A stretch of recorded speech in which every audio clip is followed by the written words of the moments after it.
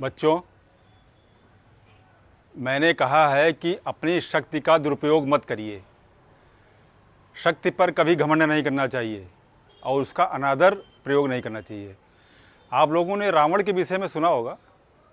रावण बहुत शक्तिशाली था और शिव जी का बहुत उपासक था, लेकिन वो चाहता था कि पूरी दुनिया मेरी मुट्ठी में रहे, मैं उसको जीत लूँ। घोर तपस्या कर रहा था वो रावण। उसने क्या किया, जंगल में जा करके अपने 10 शीश में से एक एक कर उसको चढ़ाना शुरू कर दिया। जब 9 शीश चढ़ गए, जब 10वां शीश बचा तो शिव जी प्रसन्न होकर स्वयं प्रकट हुए। शिव जी ने कहा, रावण, मैं तुम्हारी कठिन तपस्या से अत्यंत प्रसन्न हूँ, मांगो, क्या मांगते हो? रावण बोला, प्रभु, आपका आना ही यहाँ पर बड़ा महान है। आप यहाँ आए, बहुत भाग्यशाली हूँ मैं, आपके दर्शन हुए। मैंने आपको 9 शीश चढ़ाए हैं और इस 10वें शीश पर भी आपका ही अधिकार है, इसको भी चढ़ाए देता हूँ। उसी समय शिव जी ने रोका, नहीं रावण, ऐसा मत करो। मैं तुम्हारे 10 शीश के समर्पण से प्रसन्न हूँ और तुम जो चाहो मांग लो। उसने रावण ने कहा, ठीक है प्रभु, यदि आप ऐसा ही कहते हैं तो मुझे ऐसा वरदान दीजिए कि 10 दिशाओं में रावण जैसा कोई शक्तिशाली न हो। शिव जी ने कहा, यथास्तु, मैं तुम्हारे 10 शीश के समर्पण से प्रसन्न होकर तुम्हें 10 दिशाओं में अजेयता और अतुलनीय शक्ति का वरदान देता हूं, परंतु मनुष्य और वानर से कभी रार न ठानना।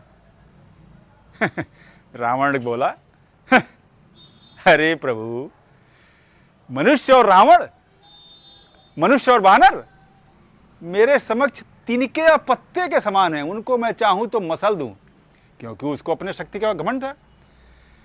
जाइए प्रभु, जाइए। उन्होंने कहा, हुंकार, ठीक है प्रभु। अब वो शिव जी तो उनके उपासक थे, लेकिन शिव जी को कुछ कह भी नहीं सकते आराध्य को अपने। उन्होंने टोन भरे में कहा, ठीक है, जाइए जाइए। मतलब कहने का भाव यही था। शिव जी चुपचाप मुस्कुरा कर चले गए। रावण शक्तिशाली था, अपने बल का दुरुपयोग किया, तो इसलिए रावण को सजा भी मिली। तो इसलिए बच्चों, शक्ति का दुरुपयोग कभी मत करो। शक्तिशाली हो, रक्षा करो, जो निर्बल है उसकी रक्षा करो। अपने हम लोग संगठित हों, सब लोग एक साथ रहें, जाति धर्म भेदभाव भूल करके संगठित होंगे तो हमारा देश मजबूत होगा। बाहर से कोई हमको आक्रमण नहीं कर सकता है। अब आपस में ही फूट करते रहेंगे, लड़ते रहेंगे, तो बाहरी आदमी कमज़ोर पा करके हम लोगों को कुचल देगा। अभी लकड़ियाँ दी जाएँ, एक एक लकड़ी एक एक को दी जाएगी कि तोड़ो, सब पटापट तोड़ देंगे। अगर उसी में से अगर 10 लकड़ियों का गट्ठर बना दिया जाए, एक को दिया जाएगा, कोई नहीं तोड़ पाएगा।